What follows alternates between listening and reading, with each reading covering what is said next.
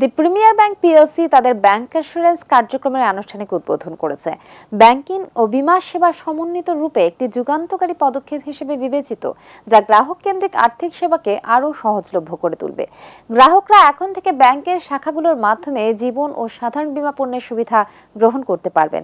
এতে সেবার গুণগত মান বৃদ্ধি, সহজ পরামর্শ এবং ঝামেলাহীন ক্লেম প্রসেস নিশ্চিত হবে।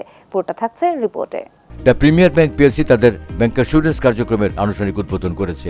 ব্যাংকের প্রধান কার্যালয় ইকবাল সেন্টার, বনানী, ঢাকা আয়োজিত এক জমকালো অনুষ্ঠানের মাধ্যমে এই নতুন উদ্যোগের সূচনা হয়। Life insurance corporation LIC of Bangladesh এবং প্রগতি ইন্স্যুরেন্স লিমিটেডের সঙ্গে কৌশলগত অংশীদারিত্বের মাধ্যমে ব্যাংকিং ও বীমা সেবা একীভূত করার পথে এক নতুন অধ্যায় শুরু করেছে। প্রধান অতিথি হিসেবে নতুন এই সেবার উদ্বোধন করেন দ্য প্রিমিয়ার ব্যাংক পিএলসির ব্যবস্থাপনা পরিচালক ও CEO মোহাম্মদ আবু জাফর।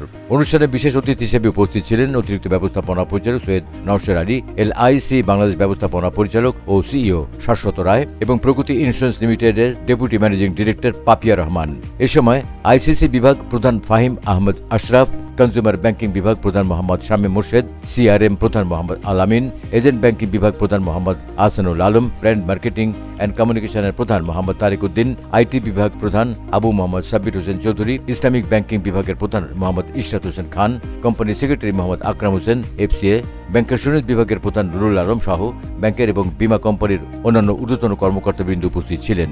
অনুষ্ঠানে প্রিমিয়ার ব্যাংক পিএলসির ব্যবস্থাপনা পরিচালক ও CEO Mohammad Abu Jafar bank assurance সেবাকে একটি শক্তিশালী এবং টেকসই প্ল্যাটফর্ম হিসেবে গড়ে তোলার অঙ্গীকার ব্যক্ত করেন।